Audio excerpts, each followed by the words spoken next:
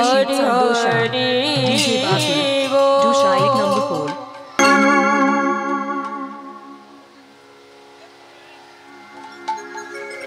चलिताई जय हो जय राधे।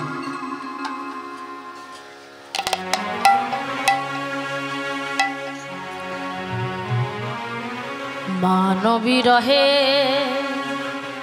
ओ हे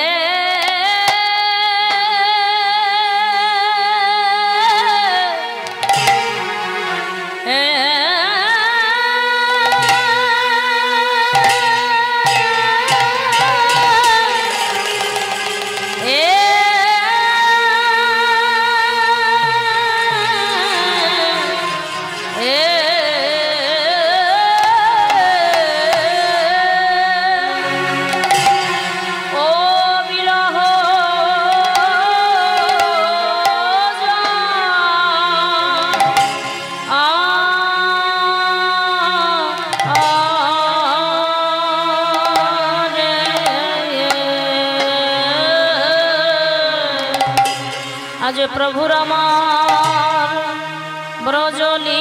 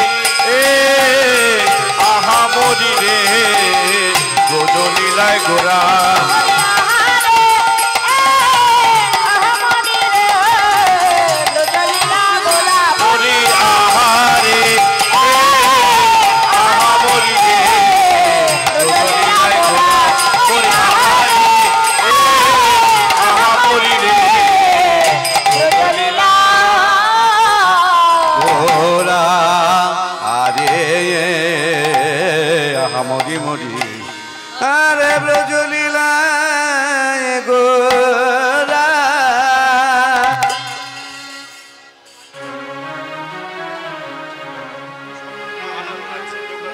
সেই ব্রজলীলায় বিভোর হয়ে আমার গোরার ওরাঙানা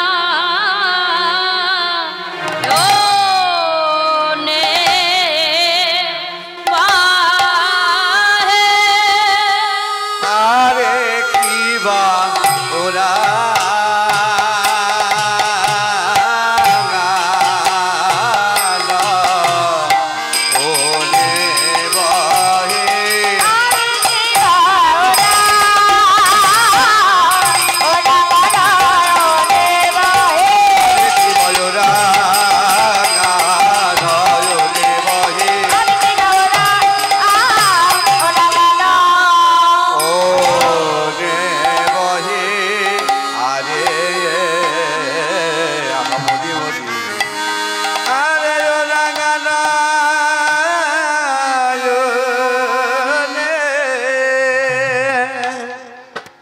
আমার গোরা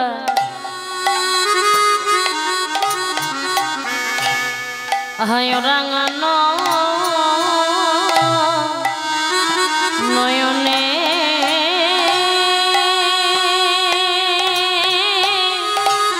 বহে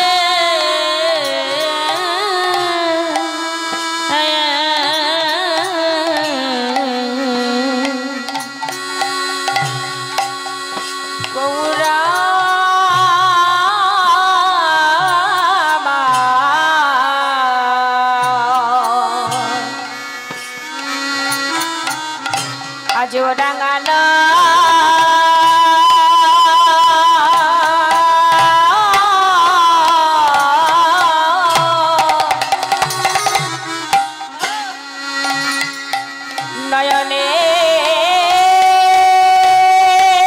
নয়নে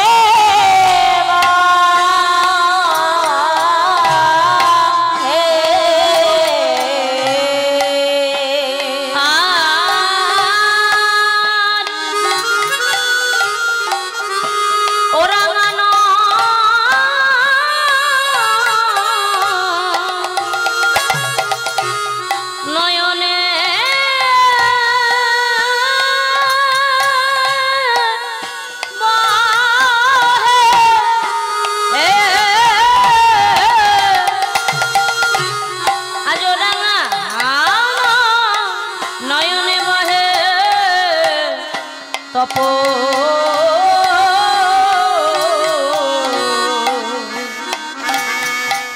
বহে তপ তোহি হিলর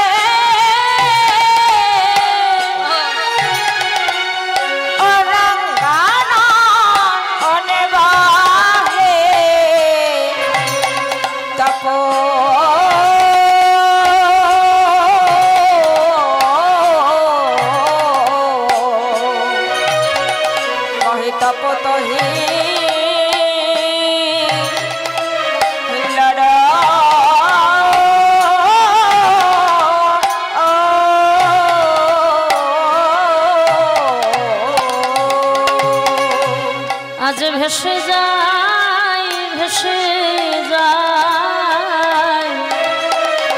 আজ ভেসে যায়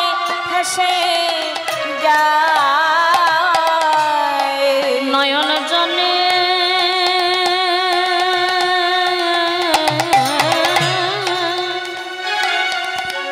আমার গোরা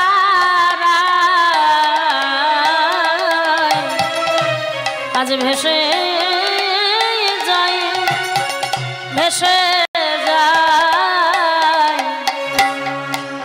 নয়ন জলে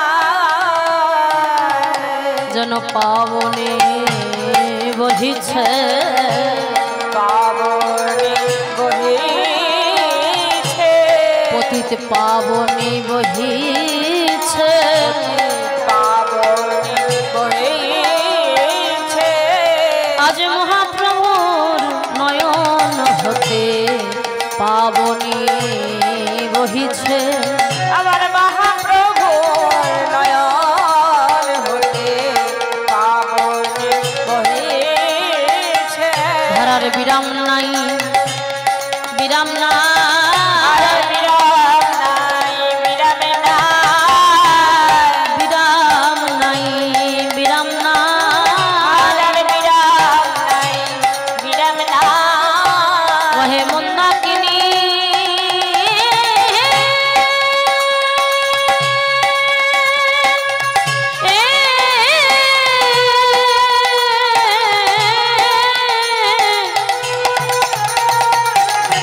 ধারা মতো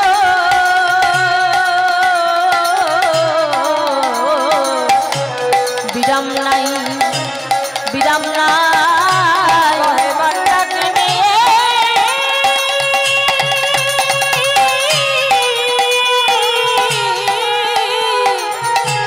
ধারার মতো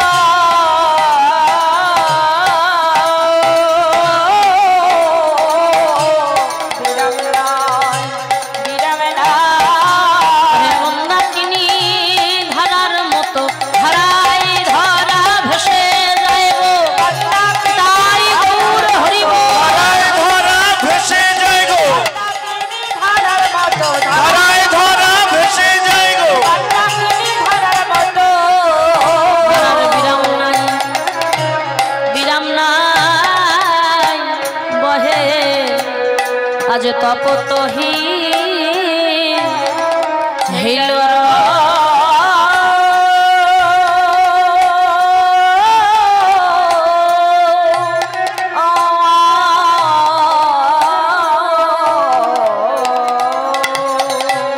মানবীরহ জরে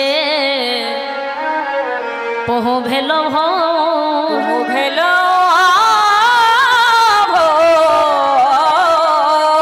তাই ওরা নয়নে বহে নয়নে বহে তাপতহি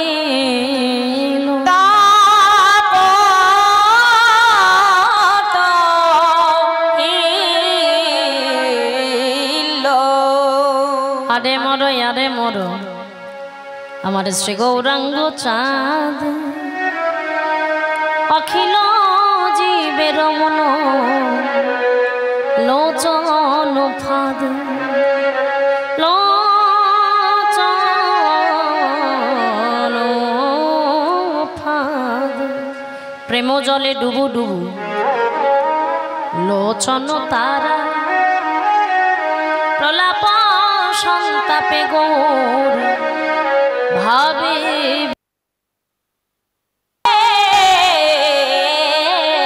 বিভারা যে হইল মোর দুঃখ আমি কি বলিব কাই কি বলিব তাই মঝু মন জীবন কইছে জুড়াই কইছে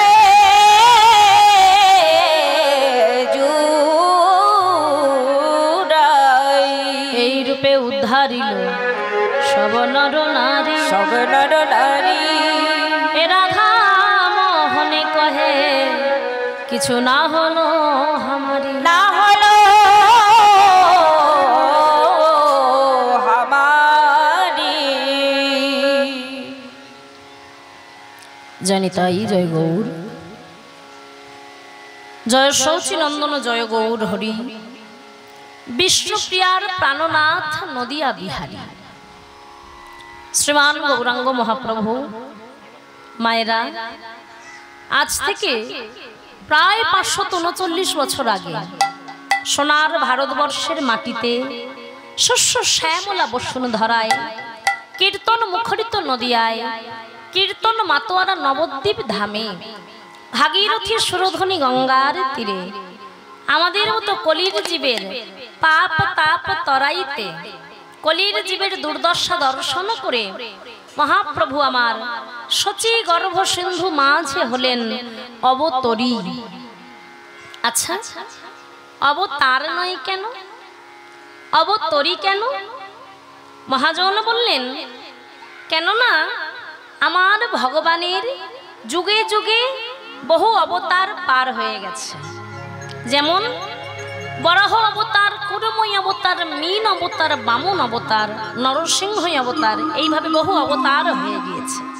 এবে তো অবতার নয়, এবে হলেন অবতরী। পতিত পাবন গৌর হরি, পতিত জনকে উদ্ধার করার জন্য শচী গর্ভ সিন্ধু মাঝে হলেন অবতরী। মায়েরা, আমরা যখনই কোনো বৃন্দাবন লীলা আস্বাদন করি না কেন, তার আগে তদ্ভাবাচিত গৌরচন্দ্রিকা আস্বাদন করি। আর গৌরচন্দ্রিকা আস্বাদন মানেই শ্রীধাম নবদ্বীপ। কিন্তু আজকে মহাপ্রভু যখন মান লীলার ভাবে ভাবিত হয়েছিলেন, তখন তিনি নবদ্বীপে ছিলেন না, তিনি ছিলেন গম্ভীরায়। গম্ভীরার একটা ছোট্ট ঘর, মাত্র 3.5 হাত জায়গা। ভাবতে পারছেন? এক নবীন দীর্ঘকায় সন্ন্যাস পুরুষ, যার আজ অনুলম্বিত ভুজ দুটি বাহু, এক নবীন দীর্ঘকায় সন্ন্যাস পুরুষ মাত্র 3.5 হাত জায়গায় থাকতেন। কত কষ্ট করে থাকতেন গৌর হরি। কি করতেন জানেন বাবা?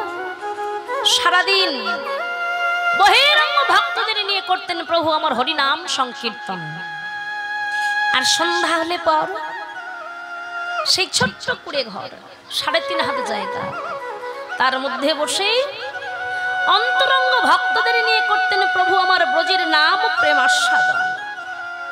এমনি এক সময়ে স্বরূপ দামোদর রায় রামানন্দের বদন দর্শন করে যখন তিনি ব্রজের নাম প্রেম আস্বাদন করছিলেন, এমনি সময় স্বরূপ দামোদর রায় রামানন্দের বদন দর্শন করে মহাপ্রভুর মনে পড়ে গেল বৃন্দাবনের মান লীলার কথা। হ্যাঁ গো, বৃন্দাবনে মান করেছিলেন কে? রাধা রানী। আহা, বৃন্দাবনে মান করেছিলেন আমার রাই সাধু, আমার প্রাণ গোবিন্দ। রাধারানীর মান ভাঙানোর জন্য কত না চরণ ধরে কেঁদেছিলেন, কত না কেঁদেছিলেন, কত সেধেছিলেন, তবুও কি মান ভেঙেছিল? ভাঙেনি।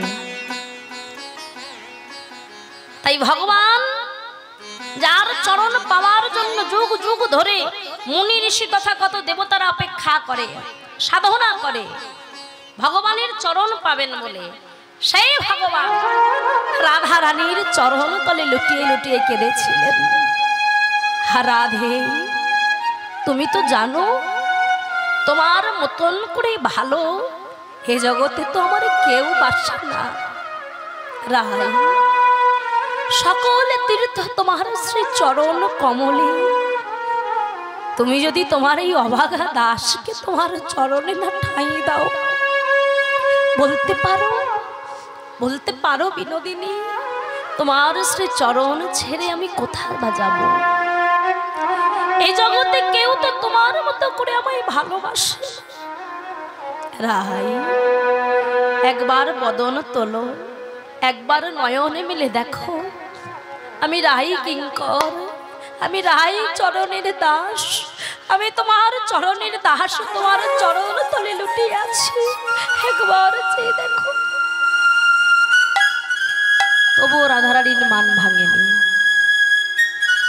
ভগবান রাধারানীর চরণ ধরে কেঁদেছিলেন, সে তো বৃন্দাবনে দাপর যুগে। কিন্তু আজ গৌর হরি কাঁদছেন কেন? ওগো, এখানে দুটি ভাব, একটি মান বিরহের ভাব, আর আরেকটি এই কলি জীবের জন্য কাঁদছেন। ভক্তির ভাব।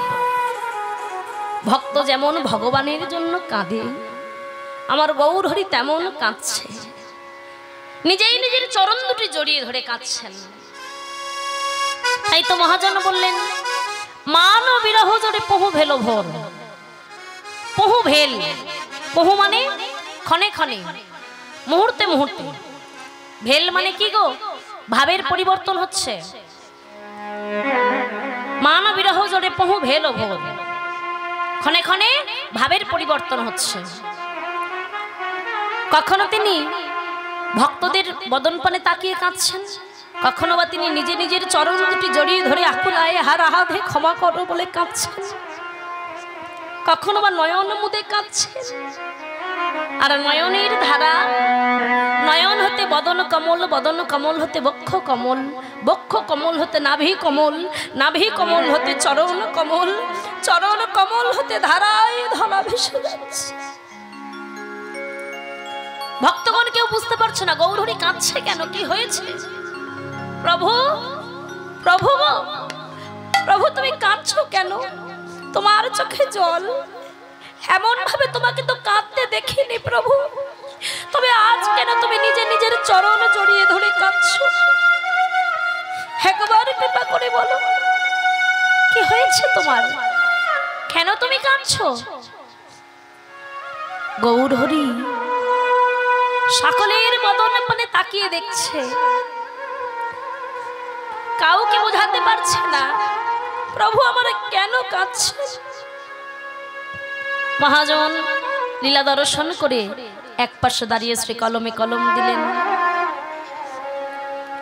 আরে মরো আরে মরো শ্রী গৌরাঙ্গ চাঁদ, শ্রী গৌরাঙ্গ চাঁদ আমার গৌরহরিকে চাঁদের সঙ্গে তুলনা করছেন। হ্যাঁ গো, আচ্ছা বলুন তো বাবা মায়েরা, গৌরহরিকে কি চাঁদের সঙ্গে তুলনা করা যায়? আমরা যে আকাশে চাঁদ দেখি, সে চাঁদের গায়ে কত কলঙ্কের দাগ আছে বলুন তো। সেই চাঁদের উদয় আছে, অস্ত আছে, পক্ষাপক্ষই আছে, অমাবস্যা পূর্ণিমা আছে, ক্ষয় লয় আছে। কিন্তু আমার গৌর চাঁদ, একবার যদি কোনো ভক্ত সদ্গুরুর চরণ আশ্রয় করে দেহ মন প্রাণ গৌর চরণে সঁপে দিতে পারে, দেহ মন প্রাণ আমার গৌর চরণে সঁপে দিয়ে বলতে পারে, হে গৌর হরি, গৌর হরি, আমি আমার বলতে যা কিছু সব তোমায় দিলাম, তোমায় দিলাম, যেন চরণ ছাড়া করো না, চরণ ছাড়া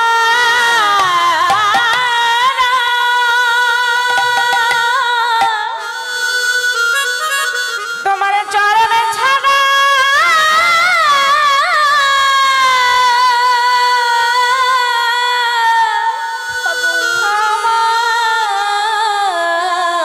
করো না, চরণ ছাড়া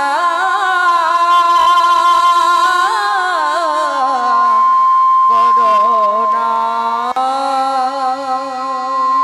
যেন প্রাণ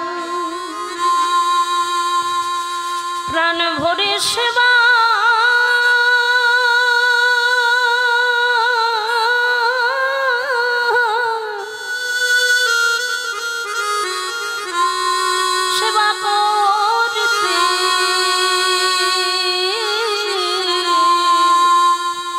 সেবা করতে পারি, যেন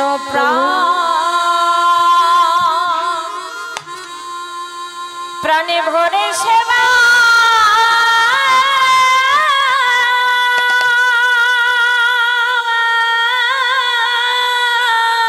নিতাই গৌর হরি বল, হরি বল, সেবা করিতে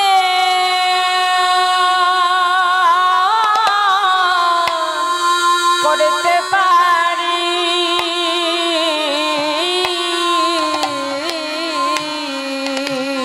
প্রভু তোমার চরণে দেবার মতো তো আমার কিছু নেই। ওজো এগা জগতে তো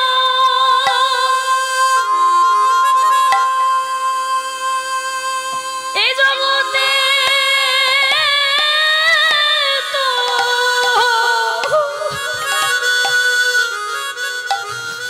অনেকের অনেক আছে,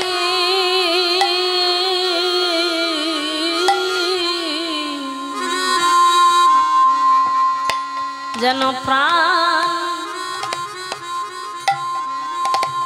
আমি প্রাণ ভরে সেবা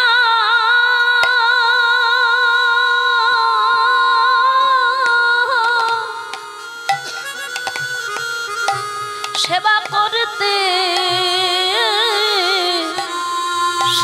করতে পারি। এই জগতে অনেকে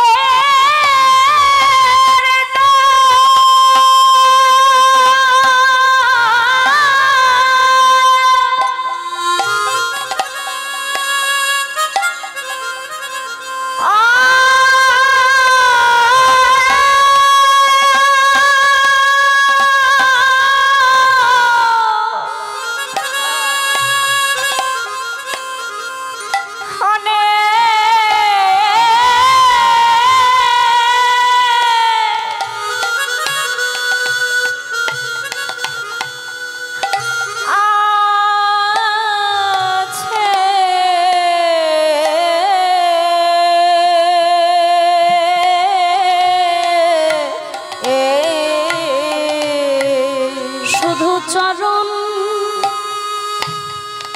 ছাড়া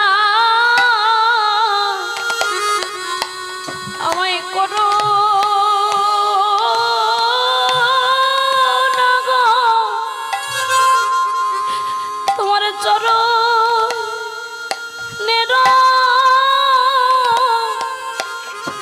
ধারে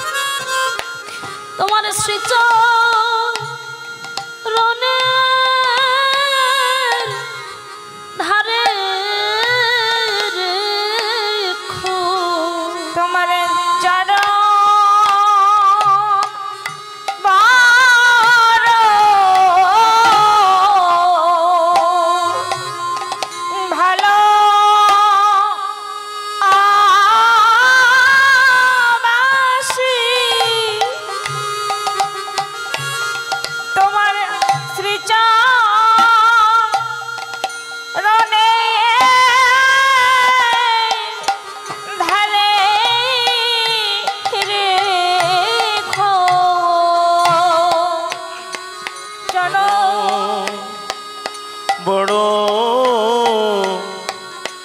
আমি ভালোবাসি,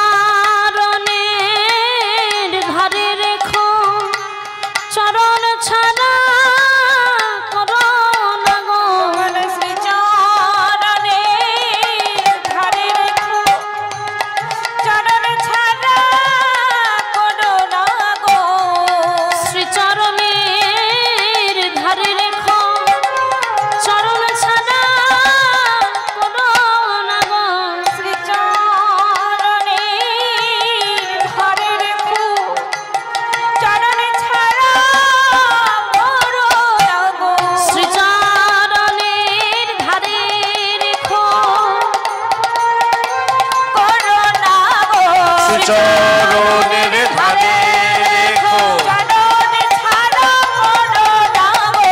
চরণের ধারে রেখো চরণের ধারে রেখো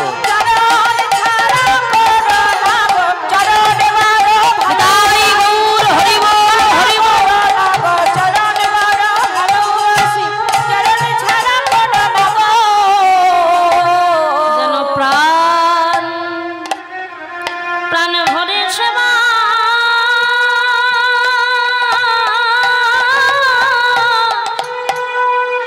সেবা করতে আমি করতে পারি।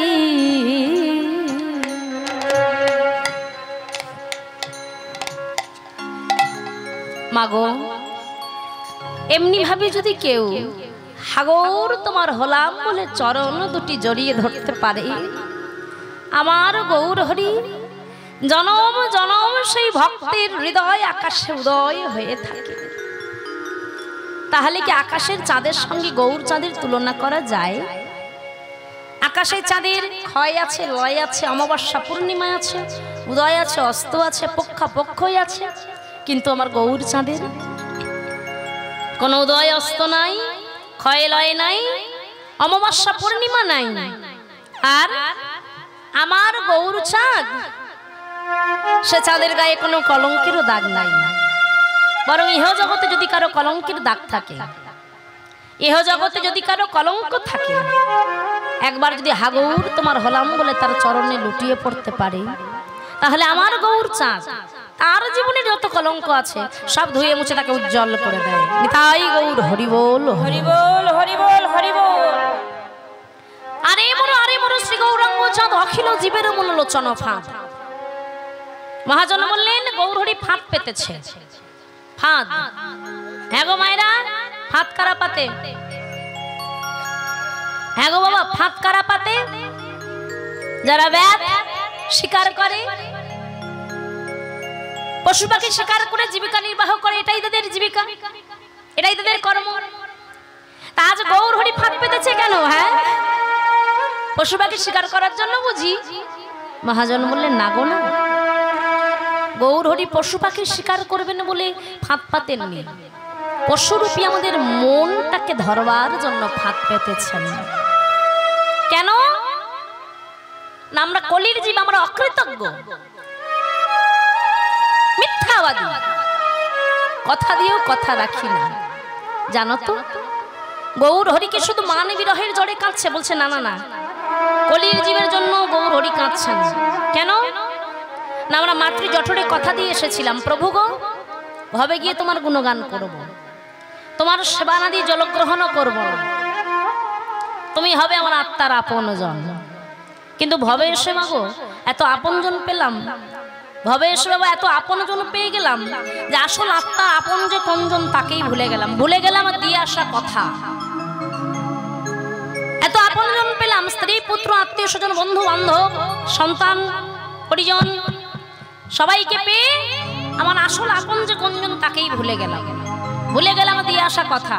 করজোড়ে বলেছিলাম মাতৃ জঠরে, প্রভু হে দয়াময়, এই অন্ধকারময় জগতে ঊর্ধ্বপদে হেষ্ঠ মুন্ডে কৃমিকীটের দংশনে আর যে থাকতে পারছি না, কৃপাময় একবার কৃপা করে তোমার ভবের আলোয় নিয়ে এসো, ভবে গিয়ে তোমার গুণগান করব, তোমায় সেবানা দিয়ে জলগ্রহণ করব না। কিন্তু আমরা কি করলাম?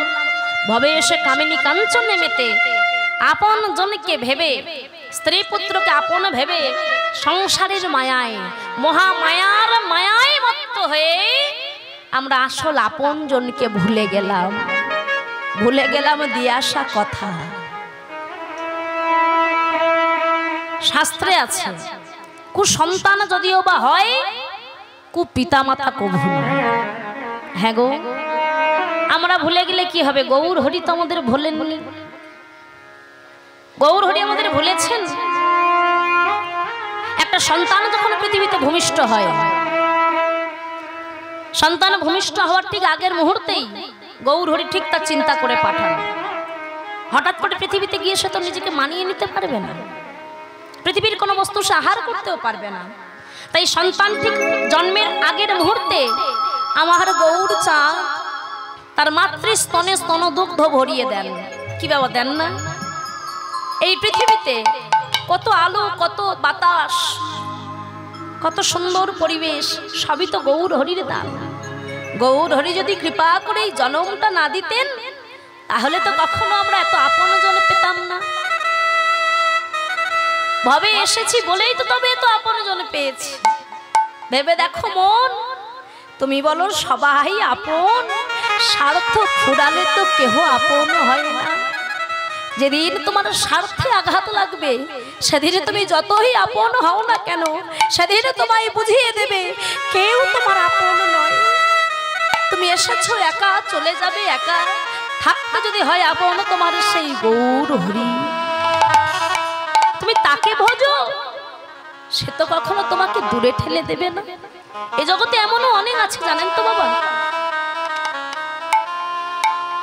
প্রতিটা গ্রামে গ্রামেই আমার মন বলে আছে একটা করে। এখানে থাকলেও থাকতে পারে, না থাকলেও থাকতে পারে, জানি না আছে কিনা, তবে অনেক জায়গাতে দেখেছি অনেক গরিব বাবা মা সন্তানকে অনেক কষ্ট করে বড় করে। লোকের বাড়ি কাজ করে, থালা মেজে, বাসন মেজে, ঘর মুছে, জামা কাপড় কেচে অনেক কষ্টে বড় করে সন্তানকে। নিজে না খেয়ে সন্তানকে খাওয়ায়, সারা রাত্রি হাত পাখা নিয়ে বাতাস করে যাতে সে ভালো করে ঘুমাতে পারে। আর সেই সন্তান যখন বড় হয়, ভালো একটা চাকরি পায়, সরকারি চাকরি হোক বা কোনো উচ্চ পদস্থ চাকরি হোক, ভালো চাকরি পেলে সেই হতভাগিনী মায়ের কথা ভুলে যায়, হতভাগ্য পিতার কথাও ভুলে যায়। নিজের স্ত্রী পুত্রকে নিয়ে অন্যত্রে চলে যায়, একবারও খবর নেয় না মা কেমন আছে, একবারও খবর নেয় না বাবা কেমন আছে। হ্যাঁ গো, এইরকম মা যদি কোনোদিন সম্মুখে পড়ে, একবার সেই মাকে জিজ্ঞাসা করবেন তো, কি গো বড় যে আশা করে সন্তানকে বড় করলে, সেই সন্তান তো একবারও তোমার খবরও নেয় না। আচ্ছা, যদি তোমায় বলি তোমার সন্তানের জন্য ভগবানের কাছে কিছু চাইতে, তুমি কি চাইবে মা? ভক্তমণ্ডলী, ভক্তিমতী মায়ের একটা গান আছে জানেন তো, শুনেছেন নিশ্চয়ই। আমার মায়ের হাড়ও যদি মাটিতে যায় পোথা, তবুও বলবে আমার বাছা গেল কোথা। ওগো, এ জগতে ভগবানের পরে যদি কারোর স্থান হয়, আমার মনে হয় এ জগতে মা ছাড়া আপন বলতে ভগবানের পরে আর কেহ নাই। বিনা স্বার্থে যদি তোমাকে কেউ ভালোবাসতে পারে, সে তোমার মা। মা কথাটা যে কত সুন্দর, কত পবিত্র, কত মধুর, এ জগতে যার মা নাই তার কেহ নাই। এ জগতে কেউ তাকে আপন করে ভালো